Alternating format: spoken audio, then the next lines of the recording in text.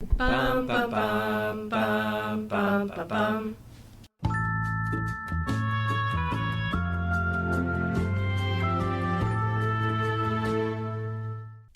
You're listening to Tove, a podcast about the good place and Jewish ideas. Hey, it's John Spirosabed and Dan Ross. Hi, Dan. Hi, John. How's it going? It's good to be doing our penultimate episode of Tove. Yeah, it really is. We're coming toward the end of the season and the series, as we've been talking about. And just to do a little brainstorming and suggesting, I do want to mention that I think within a few days after this episode will drop, there will be a program that I'm doing at the Valley Beit Midrash, which is from our colleague and friend, Rabbi Shmuley Yanklowitz, who we've both referred to and had co-host on the podcast before, where I'm going to attempt to, in an hour, reflect on what I have learned by watching The Good Place in this way. And if you are interested in doing that, participating in that live, you'd have time to sign up on the Valley Beit Midrash. It's $18, which goes to them, nothing to me. It's a great organization, and I'm sure they will post the recording on their channel and their YouTube also, and hopefully they'll let us do the same.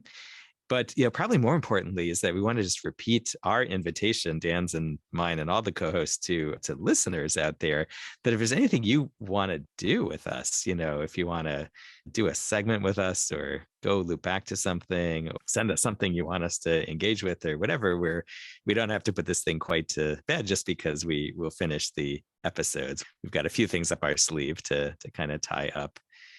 I noticed, John, that you did not choose to take Rav Shmuley up on his offer of debating you about veganism and Judaism. I don't know if you saw that, but I think he's doing this amazing thing where he has debates with rabbis, and then they decide what their congregations decide who won the argument about veganism and Judaism. So, Yes, and the challenge is that he will give $5,000 to the rabbi who can defeat him to do, good things with. And if I believed he was wrong, I'd happily provide for that. Yes. Yeah.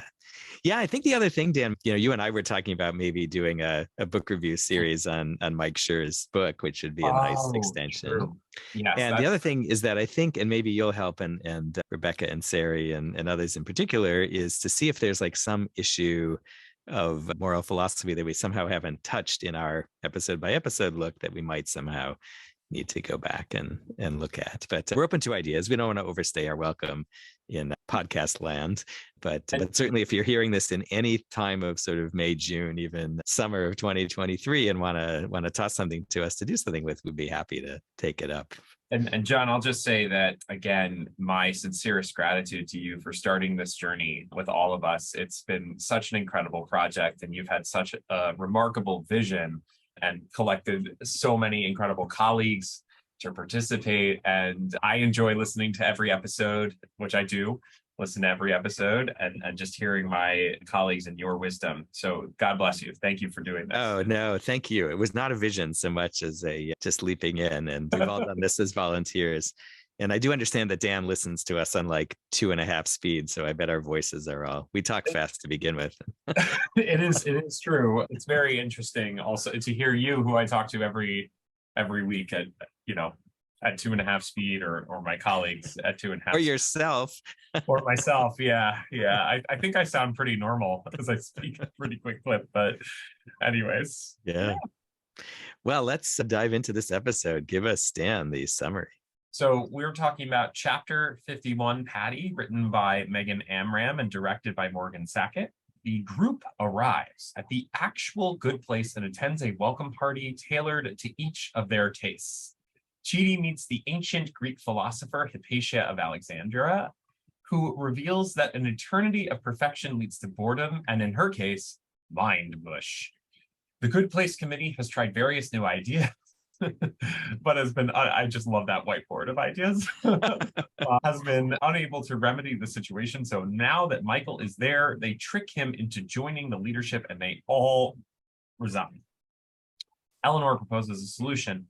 Michael will create a door that will allow people to exit the good place when they choose a peaceful end to their time in the universe. The group goes to their individualized good place homes. Chidi and Eleanor cuddle as they watch the sunset.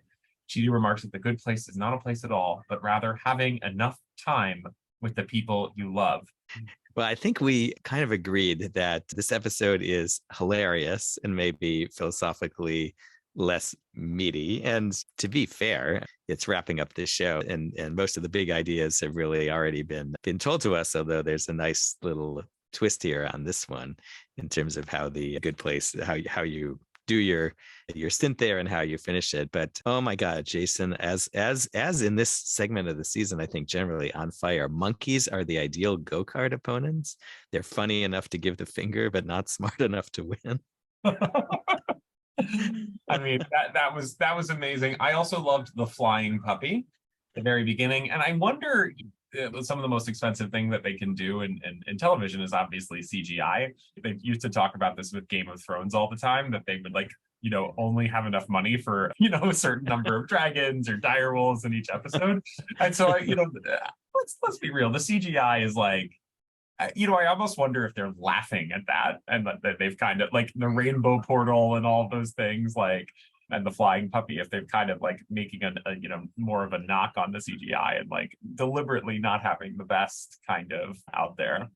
Although if you listen to the NBC podcast, the CGI guy, David Niednagel, they revere him and his ability to create stuff. And they talked, as I think we've referred to, about how he would do his first draft stuff using his kids, and they'd bring in the first look at stuff, and it would be, one of his kids with vomiting coins or whatever it is that Janet does in one of the episodes. And in his honor, I believe they named some creature the Nidnoggle and something. It might have been the time knife thing or something like that. Oh my God. But, yeah. I also loved where Eleanor kisses the bedpan. What was that? I didn't. Was it Steve Austin? Stone Cold Steve I think Austin? so, yeah. That was really something. And then I think that this was pre-COVID, but the guy who got a cut on his hand. Yeah. He's like, yeah. killed for a vaccine. I helped the poor in ancient Phoenicia. Excellent. I once had a soul cycle instructor named Phoenicia. How did you die? I got a cut on my hand. The year was 2491 BC, so that's pretty much all it took. They rag on anti-vax, a couple of times in the show, not just this episode, but other ones before. Who knew? Well, I mean, the question at the heart of the show is, what do we owe each other, right? And vaccination is one of those things that we owe each other, for sure. Just to be like semi-serious for a moment there. So that character, the Phoenician guy, is called, I looked up in the script because I didn't hear it clearly, Palti Baal.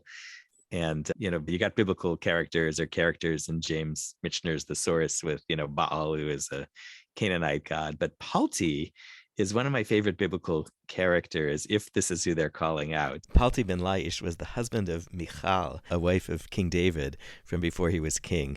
She was the daughter of King Saul, who then took her away because David became his rival, and she became the wife of Palti.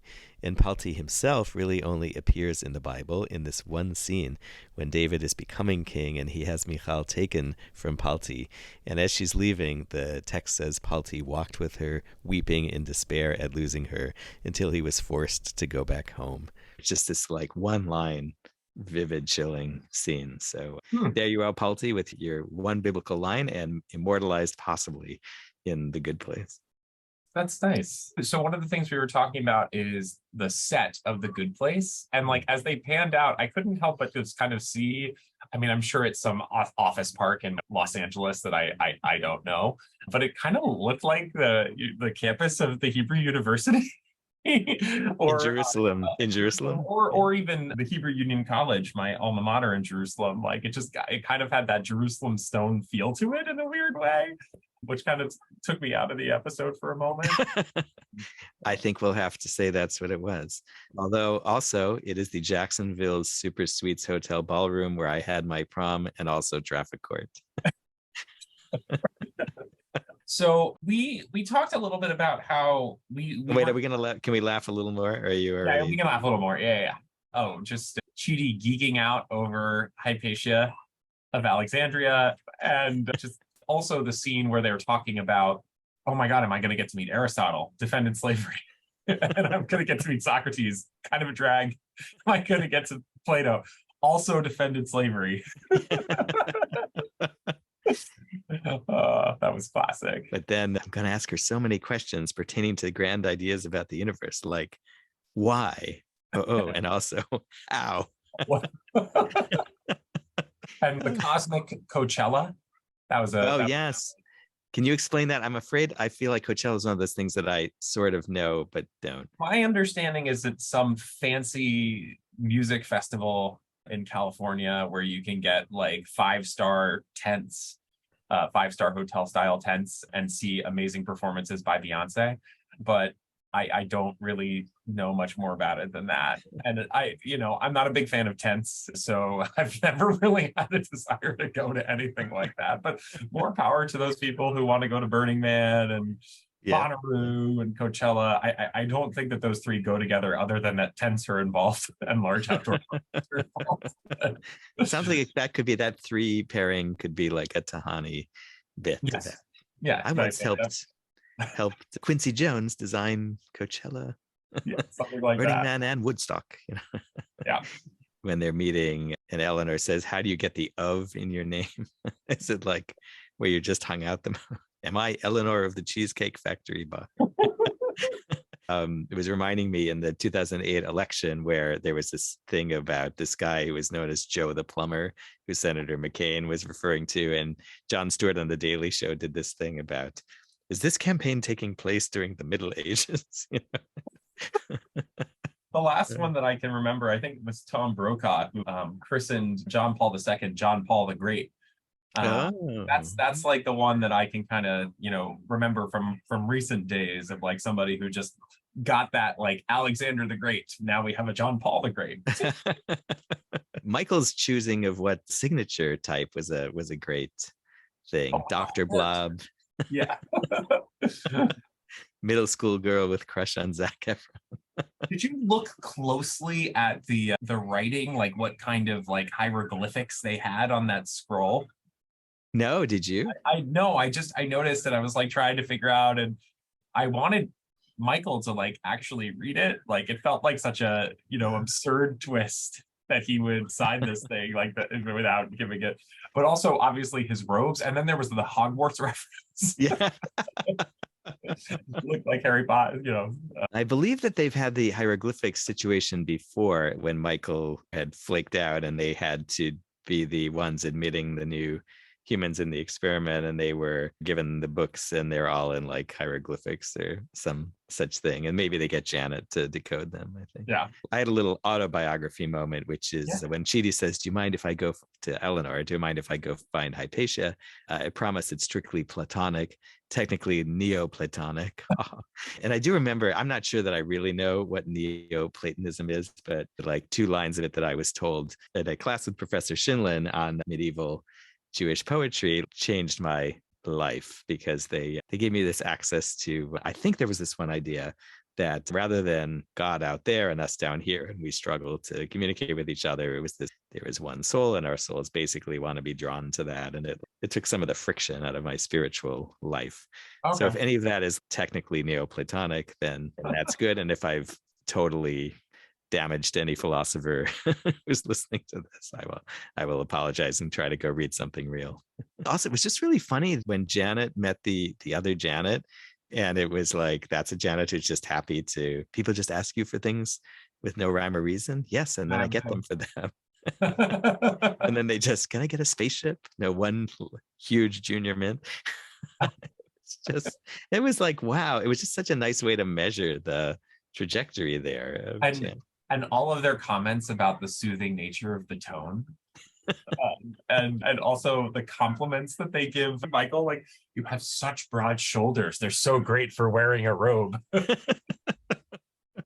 And I do just have to say at the end, when Jason comes back from his trip through the door to the fantasy world, monkeys and go-karts was fun for a while. Then I was like, hippos and go-karts, Dracula's with jetpacks.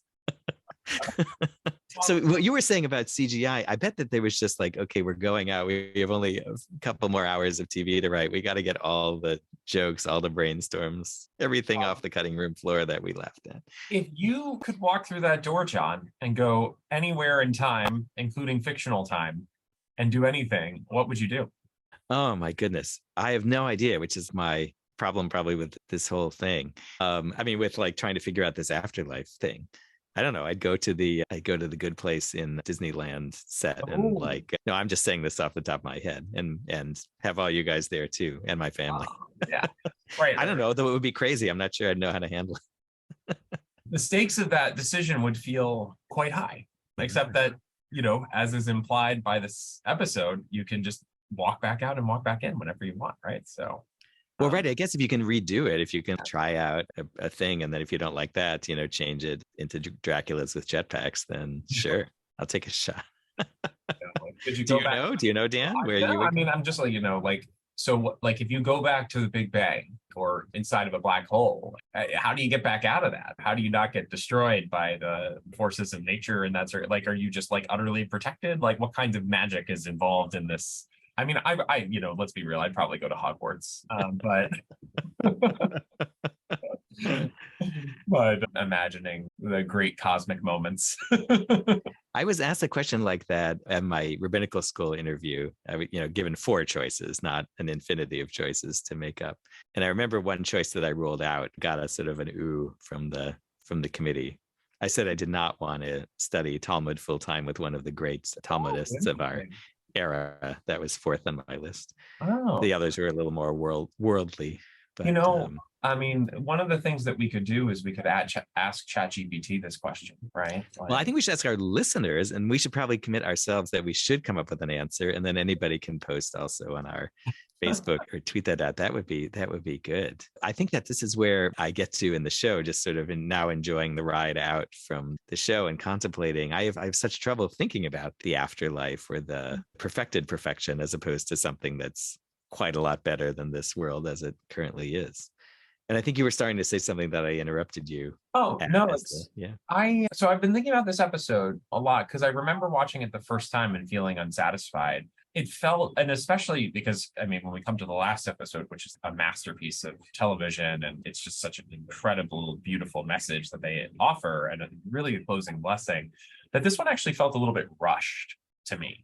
Like that there were some really interesting ideas that for whatever reason weren't given their full due. Most significantly, this idea of eternal pleasure not being all that pleasurable because you don't get that necessary contrast that makes, we talk about a lot in Judaism, Hamavdil ben Kodesh l'chol, the distinction between what is sacred and what is profane or mundane. And without that distinction, the sacred becomes meaningless. What makes it meaningful is the fact that there is a divide, and that drinking stardust every morning for breakfast, which sounds delicious, by the way, but yes, anything can get old. Anything can get old, sadly. It's a question. I was looking both at Maimonides, what he has to say about this at the end of the Mishneh Torah, the very end of actually his law code. And then also thinking about what Professor May, who had talked with us before, who doesn't believe in one of these actual afterlives, has to say about the fact of death. And Maimonides says that no, actually being not stuck on the pleasures of the body or even the kind of cognitive emotions, I think he would say is amazing. And he says sort of the ideal would be that your soul goes up to be in the presence of the divine and is able to finish taking in the wisdom that it couldn't get, that it was well on the way to getting if you're like a tzaddik, if you're a particularly deserving or a person of integrity, and that it would be sort of like a finishing of your intellectual and spiritual awareness, and that with no friction, and you would just do that forever, and that would be amazing. And he says there are these statements in the Talmud which describe a constant banquet of tzaddikim, of righteous or amazing people who are enjoying a feast. And I think, we might think of like the most amazing Shabbat gathering, both in terms of the food and the company and all of that, and sort of doing that forever. And he says that that's the vibe, but that's not literally what it is, but it would be like that. And what I guess I like is this sense that, and what the Good Place suggests, is that you die and you either have to go back, or if you succeed in step one and you go into the good place, then you do have work to do, but it's you, or you can choose what it is. And you've earned the right to set your own spiritual program and do it as you like until you think it's done, which is, I think, a really interesting thing. Because I do like the idea that my soul and my individuality is going to exist for, I like eternity, but I also am like, what would that be like? Yeah. Yeah. I mean, in order to truly appreciate it, it would require you to be a different kind of person. You wouldn't be able to be yourself in the same way, as is the epiphany that moves the episode forward, and where Eleanor connects this moment in the Good Place back to that initial conversation that she had with Michael about every human being a little bit sad because they know they're going to die. You have to have a different kind of self-understanding in order to not become a happiness zombie. And at that moment, you wouldn't be you, because there's this implied aspect of the human condition that Eleanor sort of surfaces in that moment. What you just said about Maimonides reminds me of this passage in The Chosen, the novel by Chaim Potok, where Reb Saunders, who's one of the key characters, is giving a Devar Torah on Shabbat, and he's using gematria, the practice of assigning each Hebrew letter a number, and he talks about the difference between the Hebrew for Olam Hazeh, which is this world, and Olam Haba, the difference between those two. The next world, yes, the world to come, as being 9, which he observes is half of Chai, 18, Chai meaning life. So he says that in this world, we only have half a life, which I think kind of resonates with your and my, the surfacing of Maimonides' observations.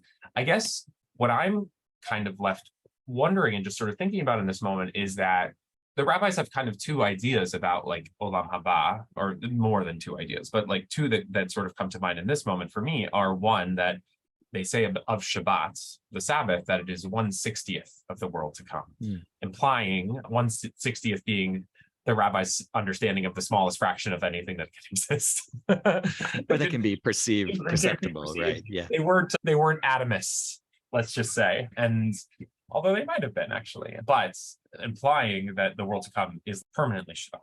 But then the other thing that I'm sort of thinking about here that kind of gets to the end of the episode of as having enough time with the people you love is that what is the ultimate thing that a part of the redemption of the universe is Mechayeh Meitim, God who resurrects the dead, and getting to spend that unfulfilled time with the people who have passed. Like the idea that everyone will come back is kind of another interesting take on what it means to have this life after death. That's, yeah. I'm thinking on the other side of Maimonides, and the first thing you said about this, the famous teaching that is in the Mishnah about a person who preserves a life. It's as if they have preserved the whole universe, and a person who takes the life, it's as though they've destroyed a whole universe. And how that is taught in the context of how a witness is instructed as they're about to testify at a murder trial. So about someone who may have murdered someone, and about someone who, if their testimony is believed, will then be executed, and how fraught that is. And I came a few years ago to think about this, and with apologies if I've already like repeating myself on the podcast, that what this is also saying is that the divine views our life on earth as unique, as a unique part of our reality, and as the best and the most focal part of it. And so if I am really me, my life history, my body, all the contingent factors about myself are better or for worse, and attempting to strive to do good and reach the divine, that's the whole game, and that God is upset or God is in mourning when somebody dies, that our existence will never be the same after we die, even though it might continue, which is, I think, a flip. And what I guess, again, what I love about the Good Place solution here is to say that your individuality matters. It's not just the abstract part of your soul that has something in common with everybody else, but Jason can have as many go-kart combinations as possible. And that's up to him after he's freed from having to flee the people who catch him with weed.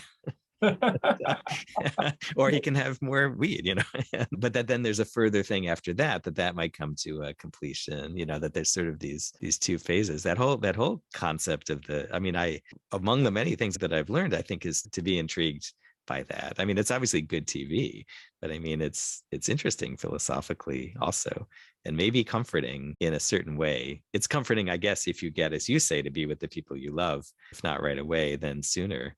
Although our people then develop new relationships in the afterlife, which is a whole thing. Yeah.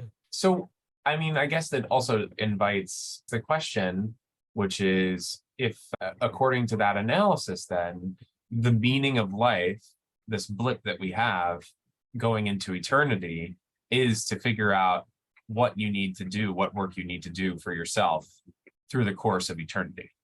Yeah. And that's where I think this is where the show maybe parts way with Professor May a little bit, because I think what he was saying is that the idea of our death, or the end of our existence, that one of its functions is to create a sense of urgency, both about the moments in our life and about the rest of our life, even though we don't know how much more life we all have. And that it's not that death is supposed to convince us that our life is meaningless because we'll just, end and decay, but that we only have this and we don't have it forever. So we have to do something. And I think in The Good Place, they don't have it, like, once they're there, they don't have to do anything. They're done solving. There's the phase where they take the test and they might get sent back. But once you get to The Good Place, they don't have to do anything. I mean, does Hypatia want to learn more philosophy, or does she just not want to be a brain blob? Well, I mean, ultimately, the implication will be that our end is that we just don't want to be anymore. Going back to the simplest of questions that Chidi would ask Hypatia, why and how? What the assumption of the show is that there is this, to go back to Eleanor's sadness a little bit, there is this sadness of knowing that we're going to die, but also there's this kind of moving sense that there is a meaning to the end and to not being anymore. And there's something beautiful about making that a choice. And there's also something somewhat troubling, because what does it mean to choose to walk through a door that ends your existence? So, yeah, I mean, I think what they describe is that not everyone will, as we'll learn in the next episode, not everyone will choose to do that, ever. Some people will figure out that they want, or there's some significance to an individual existence that doesn't end. And others will just feel that their work is complete, which I think this show describes in kind of like a flourishing sense. Like, as long as what I'm doing now is deeply good for me, then I'll probably choose to keep doing it, either because I'm around the people I love, who I have more to that relationship, to explore, or something I've learned, or some insight, or whatever. There's a wonderful book called Einstein's Dreams by Alan Lightman, and it's imagining Einstein in the process of thinking of the theory of relativity, I guess, and imagines him having a series of dreams about the nature of time. And there's a terrific chapter which I would read, except even though it's just a few pages, it's too long, but it starts: suppose that people live forever. Strangely, the population of each city splits into two, the laters and the nows. And it goes to explore what would be those kind of two postures both in their positivity. The laters reason there is no hurry to begin their classes at the university, to learn a second language, etc. And the nows note that with infinite lives, they can do all they can imagine. They will have an infinite number of careers. They will marry an infinite number of times. Then there's kind of how you can recognize a now and a later, and then sort of a twist of what's difficult about that scenario. It's another sort of cool reflection on this ending problem. And I think I was going to say that, you quoted Eleanor a couple of times saying about everyone is a little sad. And that's the neat inversion here, is that they make it so that you don't have to be sad. Or now in the situation of knowing that there is an end, but it doesn't have to make you sad because it's not defined or random. Yeah. But what does make you sad is when people choose to walk through the door themselves. That's like a devastating moment. I don't want to hop into next episode, but that's the source of the sadness moving forward, is that, it's not your non-existence, it's the non-existence of the other people who have populated your life and made your days meaningful, which is interesting. Can I share another world to come reading with you from a book? Yeah. One of my favorite novels is The World to Come by Dara Horn. And she has a different conception of the afterlife, even from The Good Place. But I think that it's interesting to put these two different, one, the self-work conception of The Good Place that the show The Good Place of the afterlife puts forward. But she has this other conception that I think is worth putting into conversation. So I'll just read it from the novel straight up. I believe that when people die, they go to the same place as all the people who haven't yet been born. Mm. That's why it's called the world to come, because that's where they make new souls for the future. And when good people die, the reward is that they get to help make the people and their families who haven't yet been born. They get to pick out what kind of traits the new people will have. They give them all the raw material of their souls, like their talents and their brains and their potential. Of course, it's up to the new ones once they're born, what they'll use and what they won't. But that's what everyone who dies is doing. They get to decide what kind of people the new ones might be able to become. Mm. That is so beautiful. Wow.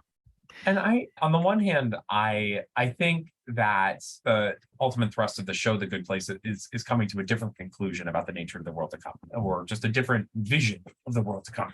Not, Doug Forset's as opposed to Dara Horn's. Yeah. But what I think is really special about this is what it also implies for what we're supposed to do while we're living, not just for what it implies for what happens to us after we die, because what it implies for what we're supposed to do while we're living is literally building a better world for the world to come. At the world to come, well, what did you say, John, before we started this episode? Linda Carlisle. Yeah. Heaven is a place. It's all there.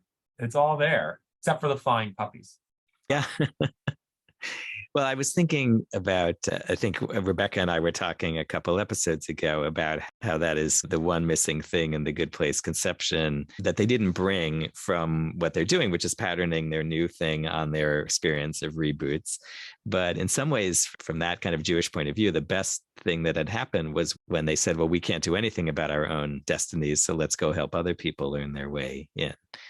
And I mean, a Jewish thing that would be the Dara Horn take would be to say that our job is together to figure out how to do something for a society or for the world. I mean, I don't expect that of it would be interesting to have a Good Place, version or spinoff where that's the mission, is not just for everybody to do tshuva, but for the world to do tshuva. But I was thinking about what you just read actually hit me, because I've been taking to trying when I say my individual prayers of the Amidah, the standing prayer. The first section is Avot or Avot and Imahot. It's about ancestors. And lately I've been trying more, not just to read the words in the Siddur and the prayer book, but to think about ancestors I know and think about ancestors I don't know and what they're trying to give me or what I can't do except through their gifts of whatever inspiration or moral insight, which came from them, or the things that are in the world. We talk about how broken the world is, but many of the building blocks of the world are here, and also good things because of those ancestors. And I was especially thinking about it the other day. It's been an interesting week. Apropos of what you're saying, it's a week for me of two funerals, a baby naming and a bris, a brit milah, a new baby. I know you just came from a bris. Yeah, I did, literally. Yeah. And just thinking about what this person who literally died, who I didn't know that well, but whose family was talking about what they perceive as what she's giving them already now. And so I was trying to figure out, is there something I can reach from that? And so the other side of the equation of as you're saying, I don't know, I like the way you say it. It's not just about like what's going to happen to me, but how did you say it? What am I leaving in the world to come? Yeah. And then so the third part of that is who's going to be able to perceive that and to take that. And that, I guess in that sense, it's not just we can read the books or the histories of people who came before and try to pick up good ideas, but that in some sense they're actively still contributing. And I found that comforting, not about death or not about this person's death, but I found it comforting to myself that I don't have to carry that all alone. The afterlife in that sense is affecting us. I think what I'm probably trying to say about myself is that it's easier for me to integrate some idea of an afterlife because of how it might affect the world for those of us who are still here. And because I have no great way to think about my own individuality later on, other than my desire to like still be there for my kids and do something for them, assuming they outlive me. I think that that's such a moving idea. And I think that I love what you just taught us about how to give intention, to give kavanah to that. Sometimes when you say the same prayer 3 times a day, it just, it's like eternity, right? Like it gets old, right? And like, really intentionally like seeing the face or like, feeling the hug of that person who came before you, or, seeing that great chain going backwards and thinking about where you fit into it. It's a different way to encounter those words that we say so regularly. I love that. And now I'm thinking about the chime, which you were mentioning before, which certainly it's a passage of time, it's some kind of rhythm, but this sort of like crazy throwaway about Tahani, it's the most incredible chime I've ever heard. And that is coming from someone whose godfather is the most famous clock in the world. And is Big Ben somehow your godfather? But having these concrete things that you would hear, not just that you would read or you'd remember in your mind, but some kind of visual or some kind of audio hook. I don't know, I'm probably overreading, but that's kind of a neat thing too, to think that there might be, because I do try to think of my ancestors as not just the ancestors I knew or the lineage of my family, but the biblical ancestors or the inspiring historical ancestors. I don't really know who Ben was, who gave Big Ben. Well, what you just said, I mean, if we wanted to get into the sensory experience of it all, they say that smell is the strongest sense tied to memory. And I'm always taken by the idea in the Bible of our sacrifices being a reach nichoach ladonai, a pleasing scent to God, kind of God being reminded of our worthiness. But it kind of makes me think that, you need to have that, you need to be cooking whatever dish, your grandma or your grandpa made, as you were kind of imagining that as you say the Amidah or think about that. Yeah. It's nice at the end that Hypatia like wants to get back into art, math, and philosophy, that those things, which I think are lofty in themselves and are also instruments for good in the world, that gets called back, and it's not just the ennui of this eternal existence or apropos of that, one other thing that I'll just observe is the idea that immediately, just came to mind as they talked about putting the exit into the good place is sort of like a release valve for when a space has too much tension, you give it a release valve so that some of that tension can come out. But apropos of what you just said about the ennui of it all, there's actually kind of an anti-tension in the good place. And even in that anti-tension, you need to have a release. You need to have a space that can kind of give more space or bring the air in, as it were. Maybe that's the idea. The inspiration. Entry valve as opposed to a release valve. Yeah. Yeah.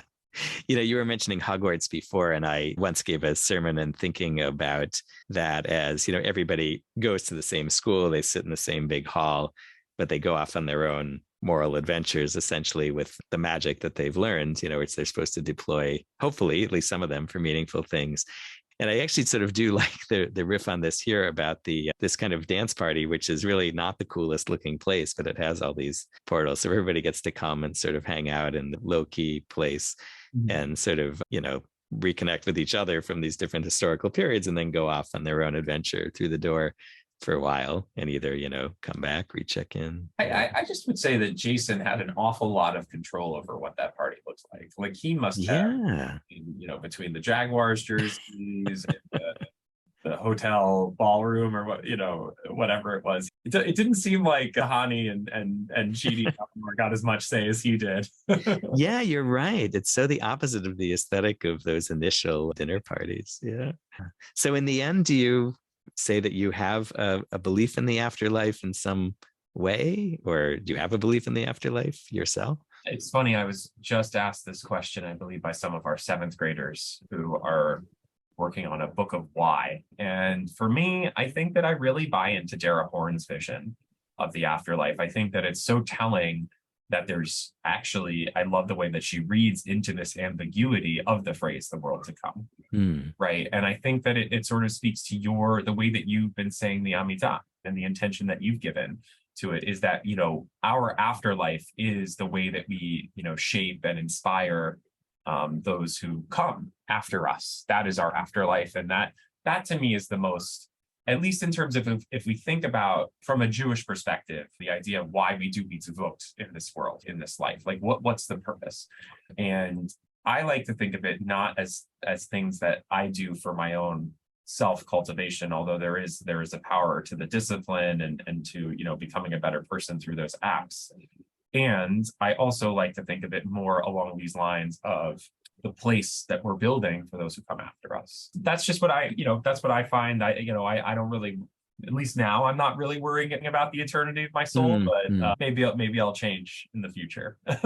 Yeah. No, I feel very similarly. And I do, even intellectually, keep this idea of an afterlife for us, and love the ways that we've talked about it. As always, we seem to, you and I and whoever hops on to have these conversations do take the episodes that we think going in maybe don't have as much meat to them philosophically or conceptually, and have discovered them. So that is a thank you, Dan, for helping me do that. Always a pleasure. And that's all for another episode of Tove. Thanks so much for listening. Even though we've just discussed the second to last episode of the series, we have more than one episode of Tove to come, so it's still worth subscribing. Give us a shout out online, or however you tell people about what you're finding interesting or fun. And we would love to hear from you whenever you've come upon our podcast, while we're still recording or after. Connect with us on social media at Tove Good Place. Send us a question or an idea to tove@tovegoodplace.com. Our show notes and other resources are at tovegoodplace.com. Dan Ross is on Instagram at RAV_WOD with his Jewish-themed workouts, and I'm John Spira-Savet with my longer form writing at rabbijohn.net, and on social media at RabbiJS3, and even occasionally on TikTok at RAVJON. Thanks for letting us be part of your day, whatever time of day it is. And to adapt what Mark Evan Jackson, who plays Sean, says at the end of the official Good Place podcast, now go learn more about something good. Bum, bum, bum, bum, bum, bum, bum.